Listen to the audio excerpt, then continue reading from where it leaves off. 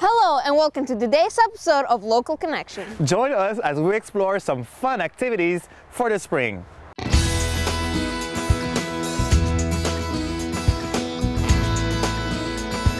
On today's show, Spring is here and it's time to get in shape. 2. bike riding with a twist. And the sabor and flavor of salsa dancing. See all this and more right now on Local Connection.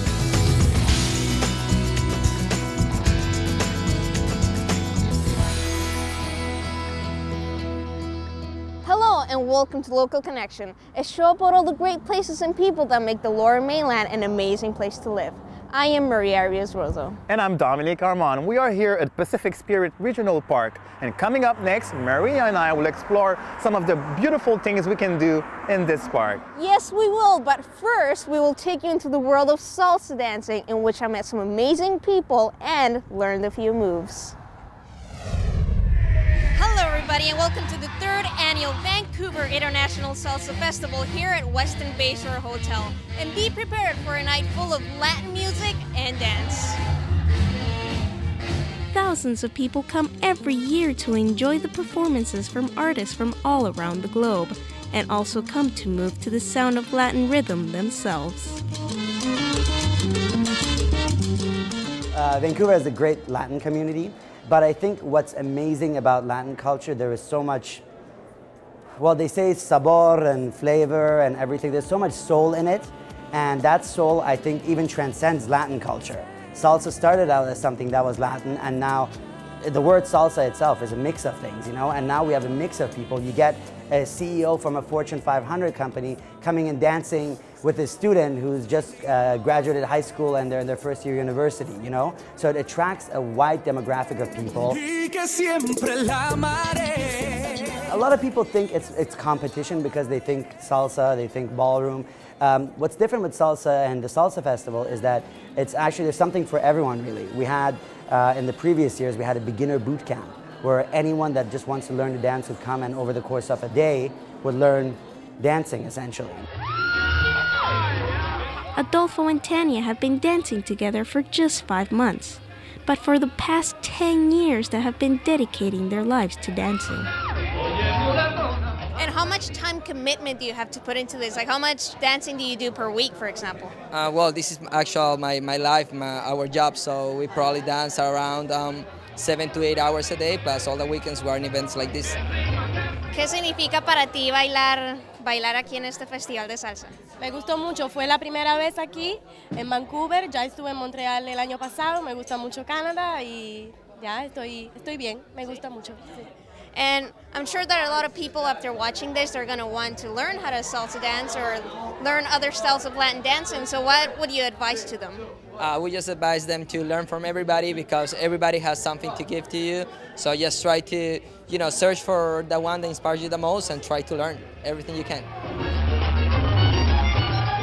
So, as a Latina, I have to say I'm quite embarrassed that I actually don't know how to salsa dance. I know how to dance, but not how to salsa dance specifically. But it's never late to learn something new. So here I am, and Want to try to fix that? Come on. Yes. So, Ready? How do I start? This Some is what we're basic gonna do. steps. Very easy. We're gonna do side step with the left. Put your feet together. There you go. You're gonna start going 1, 2, 3, 5, 6, 7. I actually think I'm not too bad. 1. What 3, do you think? 5, 7. 1, 2, 5, 7. 1. And are you going to be here next year? Yeah, I think I would come back again. This has been really fun. I'm down here from Bellingham with my friends, and it's been a good experience. Are you both enjoying the Salsa Festival this year? A lot. We're having an amazing time. It's great. It doesn't matter whether you're in Berlin, in Paris, in Tokyo, whether you're in Toronto, you already know there is a salsa night there. You go there, you don't even know the people, and it's a friendly, welcoming environment. You walk up to someone, you ask them to dance, and they're friendly, they will dance with you, and you get to make friends all over the world. If you missed the Salsa Festival this year, no worries, because there will be another one next year for March of 2013, so please come and check it out. If you would like more information, please visit salsafestival.ca. Thank you for watching, and my name is Maria Arias Rozo here for Local Connection.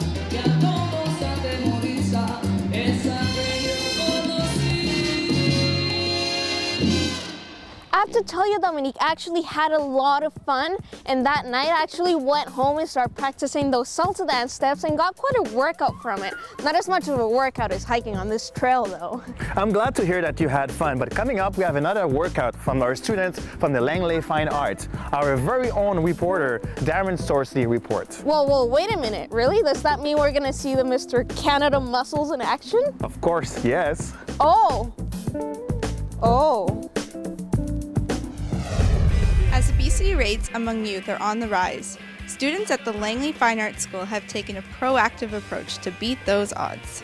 One of the things I really like most about what's happened with this program is how these kids have become really motivated through fitness. I, as a teacher, can work with kids individually on their own individual goals. So I may have some kids that, because they're doing hockey, they really want strong shoulders. I'm working now with a goalie who really wants to be strong to make those really good saves. So what I'm able to do here is I'm able to show him some exercises to strengthen those parts of his body. That's something I can't do when I teach PE, but it's something I can do individually with the kids.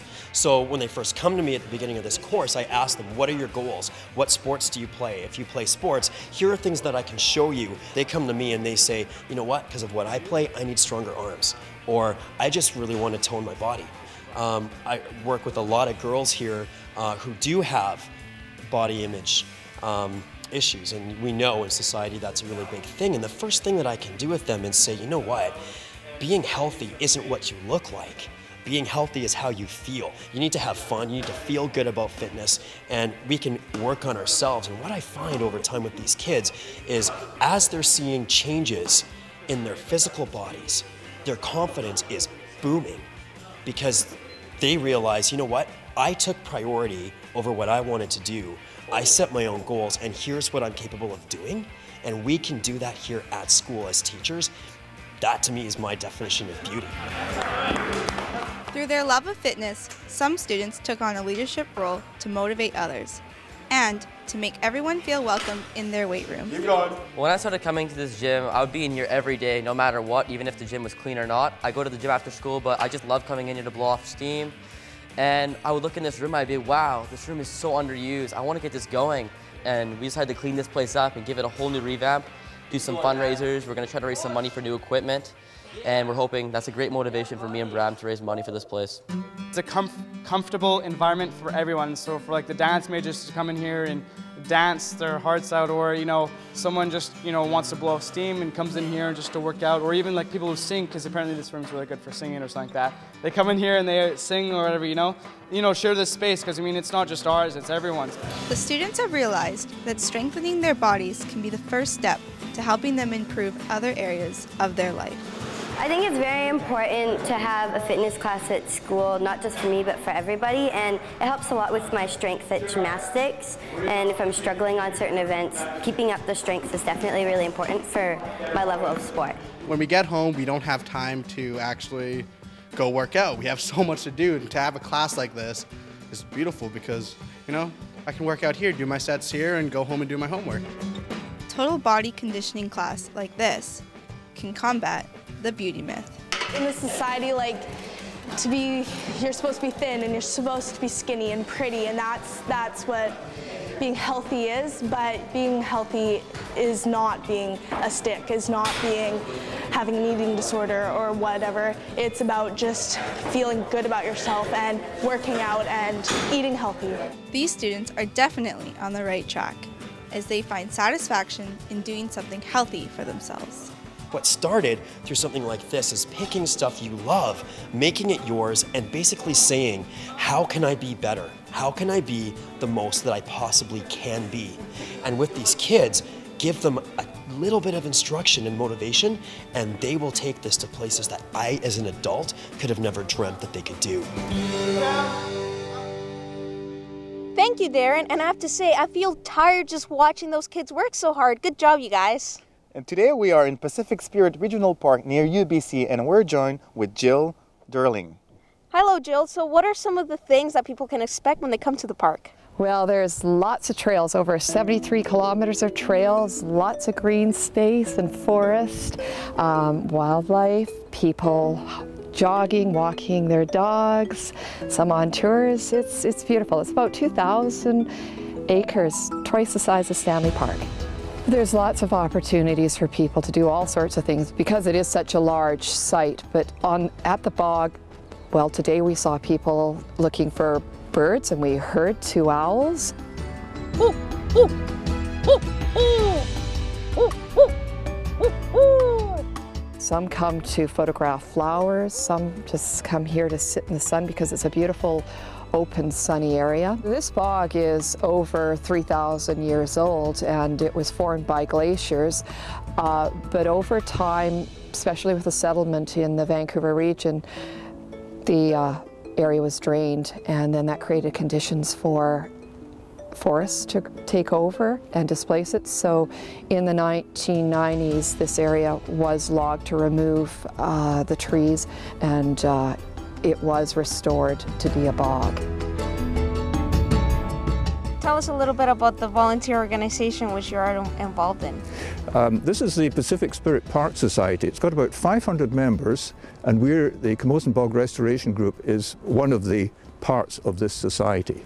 And we have about 30 members. Well, we work very hard. We dig a lot of soil, we move tree stumps, and we get filthy in the process. When we started, this place was becoming a hemlock forest, and this was because of the drains that were around the edge of the bog. By working to lower the ground level, we have actually raised the water to compensate for these drains, and so the bog is now coming back slowly. And so when we're finished, and we're nearly finished now, we will have about 1 hectare of bog, which would not have been here otherwise. This bog is really coming to life, with the variety of some unique species of plants. The Labrador tea is a very special plant because from it you can make a very refreshing tea. The blueberry is a special blueberry that grows only in bogs, and it's one that is just beginning to flower. So it's one of the earliest things to flower in this bog, and it's so lovely in the early summer when it comes and the birds come and they eat all these berries. Thanks, Jill and Lawrence. It is amazing how many things there are to know about this bog. Yes, I agree, Maria. Stay tuned. After the break, we have more activities for you can do this spring. Also, after the break, the unique sport of bike polo. And hurry hard, the weather is getting warmer, but curling is as popular as ever. Stay tuned. Local Connection will be right back. I think the Sea to Sky Trail is very unique in the fact that people with different disabilities, different levels of disabilities, maybe not even disabilities, maybe someone with a stroller or someone who just has a hard time walking. Just having a trail of this extent, going through the wilderness the way that it does, we never get to see that anywhere, and we never get to use something like that anywhere. You don't have to be disabled, but just to be out with your friends, your family, it's so important and it's so rewarding.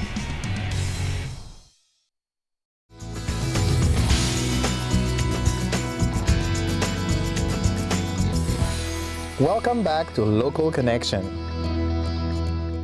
We are here at Pacific Spirit Regional Park trying to get fit. Maria, I can assure you, by the end of the summer, I'll be ripped. Same here. But Dominique, even though it is springtime, there's always that handful of people that get stuck in winter mode. And if this is you, then this next story is right up your alley. Layer up, bring your broom and your slider, because today we are going to delve into the increasingly popular sport of curling.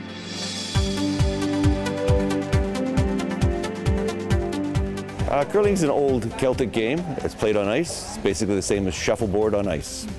Basic rules of curling. You try to get your rocks closer to the center than your opponent. The juniors here play in a regular Optimus Junior League. It's an inter-club league. Usually we play in Cloverdale, and it goes on every Sunday. And there's teams from all over the Lower Mainland go there. There are also many benefits to curling. There are quite a few benefits of curling. You can play it for a long, long time, start from age 10 to 90s. It's relatively cheap. It's good for your good athletic exercise for you, and it's a good social sport. Curling is definitely a social sport. Besides your teammates cheering you on, every team you play against is a part of the club. We hear lots of yelling when someone releases a rock. What's that about? That's about encouraging the sweepers to sweep harder. You do hear the term harder, harder all the time. Okay, that means you just want to go faster.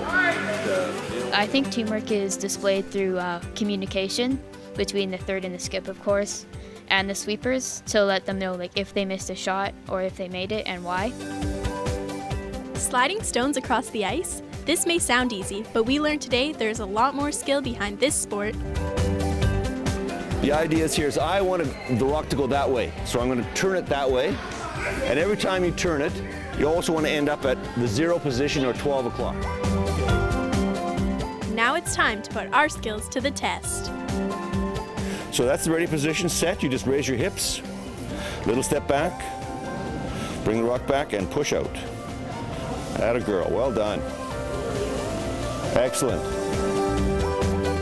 Take the handle, put it underneath your right armpit, and use an underhand grip. You want to hold it about a third, okay? So third down, third between the middle, and a third up, okay? It should go right along beside your ribs there.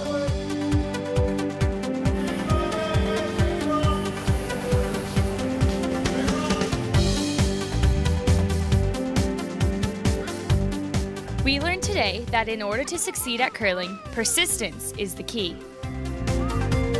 Most skips for this league probably put in about 2 to 3 hours a week minimum for practicing. So.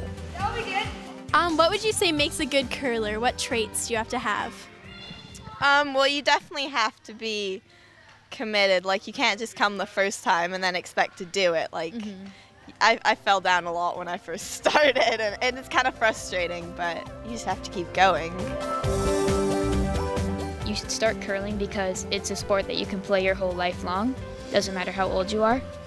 And it's good just to get out there, and it's a very social game too. We learned today that curling is a lot of fun and quite a workout.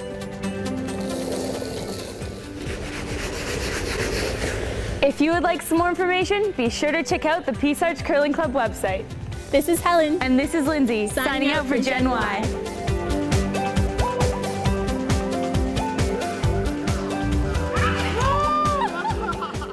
Thanks, Helen and Lindsey. I have to say they're just about as skilled at curling as I am with salsa dancing.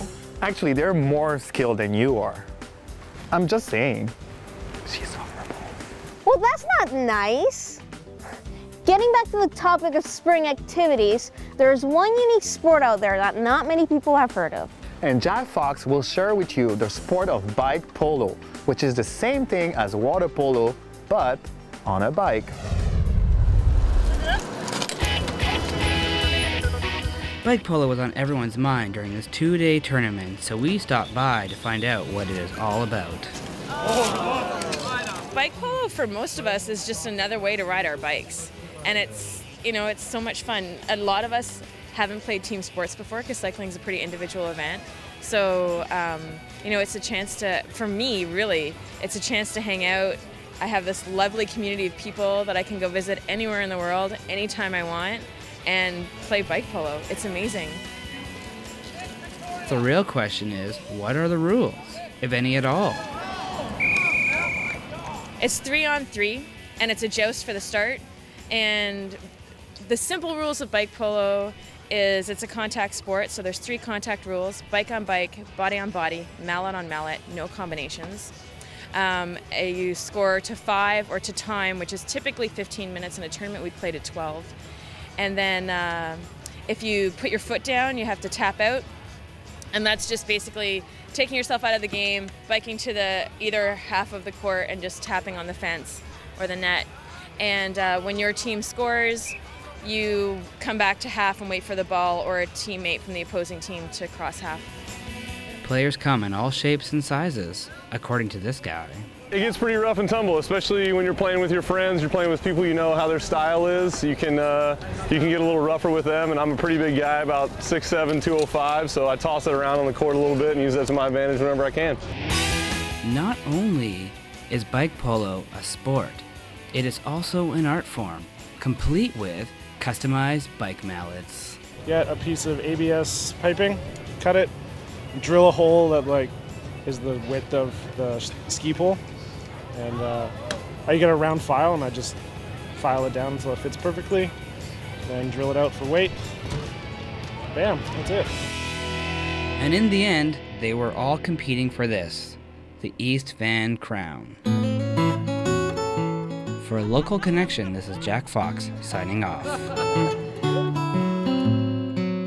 Thanks, Jack. Bike polo is pretty unique.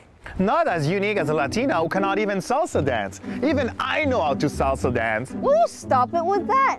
You know what? I think it's time for a commercial break. Up next, we'll find out what you like to do during springtime. Highway for hours. Also, after the break, Squire joins us now with a look at sports. We get a behind-the-scenes look with two of BC's most popular television personalities. You had to give it away, didn't you? You showed me You couldn't in leave. the makeup room. You couldn't leave. Whoa. Local Connection will be right back.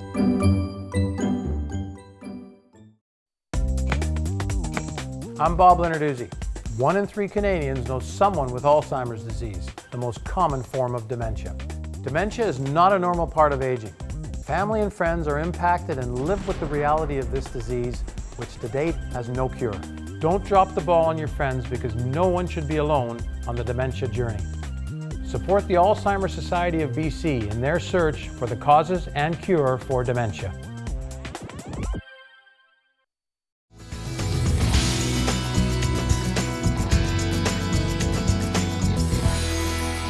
Welcome back to Local Connection. Today we're at Pacific Spirit Regional Park, and right now we're at the top of the stairs of Wreck Beach. And in case you didn't know it, Dominique, here clothing is optional. So you would like to have a naked stroll down at the beach, you're more than welcome to do so. But that certainly isn't my cup of tea. I don't know, is it yours, Dominique? I don't think so. Just to make it clear, I am not into body exposure. You're lying, you're so lying. But speaking of exposure, our reporter Clayton Timko gets behind the scenes and exposes the lives of two of BC's favorite broadcasters. I'm here at Global BC, where we're about to get exclusive access with Randy Neal and Squire Barnes as their show makes the transition from daytime to late night. The lights are on and the cameras are rolling as NewsHour Final gets underway at the Global BC studios. After spending a little more than a decade dishing news and sports to BC viewers at lunchtime, the duo was still adjusting to a relatively new hour and a new crowd. You have a little more room than you would at noon. If we wanted to do something a little bit off center. I think we have a lot more room, but we're just still learning what the room is, how we can use it, and Yeah, but there is a lot more. At noon, it's a different audience. Young mothers, young kids, so you got to really mind your P's and Q's, but not that we always did. It's a pretty nice hairy chest you got there, lady. If we do something off color now, we can just argue, hey, it's after 11:30, your kid shouldn't be up anyway. Yeah. Let's check in with Randy and Neal now for a look ahead to NewsHour Final. And how are you feeling? Good, Deb. Thank you very much. I'm glad to see you back. And we also have good news tonight. To keep those viewers tuned in late night, Randine and Squire work just as hard off air as on. I get in here at about 4:30. I do a lot of the writing. I write probably half the show. But it takes a full shift, like a full 8 hours to do that. The anchors get involved, and then in sports, like it goes beyond, like we're actually editing a lot of the stuff you see on well, Squire assigns for 2 shows, NewsHour and NewsHour Final. A lot of the stories we kind of discuss, and then I would sort of have the final say, go. Right. Do it. Right. Having one of the most popular newscasts in BC is more than just lights and cameras. It requires a one-of-a-kind chemistry that just can't be staged. Every news director, every producer wants his hosts to have chemistry on the air. Some people go to lingerie football to see the bits fall out. And that's that. And that's that. You're right.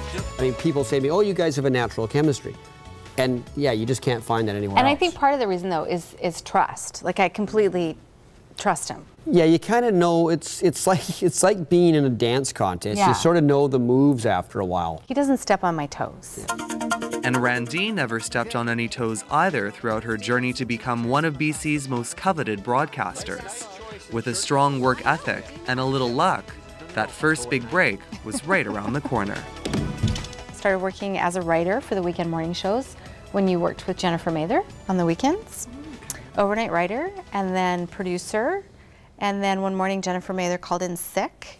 Oh yes. And I had to fill in, and the producer grabbed me by my dirty t-shirt and said, brush your hair, brush your teeth, go put on some makeup, you're anchoring. It'll be much better at 6 o'clock. I'll just go like this. And what I still think is cool, at the very beginning where the voice says, the new news hour with Randine Neal. And that always gives me a little thrill. And so when I started on News Hour Final again, and it says News Hour Final with Randine Neal. News Hour Final with Randine Neal. Good evening, and thank you for joining us tonight. BC teachers. So what does it take to be a successful journalist in such a competitive industry? Don't get in people's face, but don't be out of sight, out of mind either. Yeah. Walk the line. Yes. A winning combination is your first job out of school is going to Lethbridge for a couple years, then going to Edmonton for a couple years, and then jumping to Vancouver. Someone is going to get the job. One of these 200 people in the cattle call is going to get the part. It might be you. It won't be you if you don't stick around and try. As the electrons kind of all move up into you. Okay. Randine, maybe if you could give us a bit of a hair shake, like a 3, 2, 1, elbows. Oh, there we go. With sparks flying, the odds for continued success are in this dynamic team's favor. I'm Clayton Timko for Local Connection. Thanks, Clayton. That was interesting. A lot of work to produce an everyday newscast. Oh, definitely. And it's so nice to see that Squire and Randine enjoy it so much. What I enjoy the most now is when I get to connect with you, the viewer. People are smiling, the flowers are blooming, and today I'm asking you, what are you looking to change or do this spring? What are you looking forward for spring? Sunshine. Sunshine, absolutely. What are you looking forward for this spring? Warm weather. Maybe just sun. Some sun, yeah, that would be nice. Hopefully some sun this year, maybe. Lots of tourists. Cruise ship season's coming back. This spring? Yes. Sun. Sun? Yes. What else? Mexico. I'm going to Mexico. I want to go Cancun. Cancun? Yeah. Probably spring skiing too at Whistler. I just wanted to stop raining. That's what I was going to say. I'm just looking forward to some nice weather. And lots of plants. Plant my garden. Blossoms, cherry blossoms. Sunny weather and blue skies and flowers blooming. Just see the flowers grow, see all the sun come out, get some color on our skin, feel better. I don't know how healthy I am. Yeah. Eating fresh ingredients and exercising more. Working on like new self. New self, new image. Yes. I'm looking forward to changing my lifestyle. What are you looking forward to do for this spring? What are you looking forward for spring? Really nice weather, sunny, not this. We're always wearing jacket. Some sunshine and some warmth, man. It's freezing. What are you looking forward for this spring? New clothes. What about you? I'd say the same. To wear better clothing. Yeah. I don't really know. Not much. You know. What about you? Maybe my style. To be able to not wear sweaters anymore. What are you looking forward to do this spring? Golfing. I'm an avid golfer. Be more active. Start playing a lot of golf. What's your average? We don't tell the truth. A little biking, more walking in the park. Running, walking, cycling. Finish school. I know that's what spring means. Getting lots of acting work, yeah. Secretary, legal secretary, something along those lines. And what about you? Same thing. We're both taking the same program, so we're both looking to get a job in a law office. Working harder. More time for me, less time for work. Looking to change the government. Me too. What about you? What are you looking forward for this spring? I guess the flower itself, that will make a change for the spring.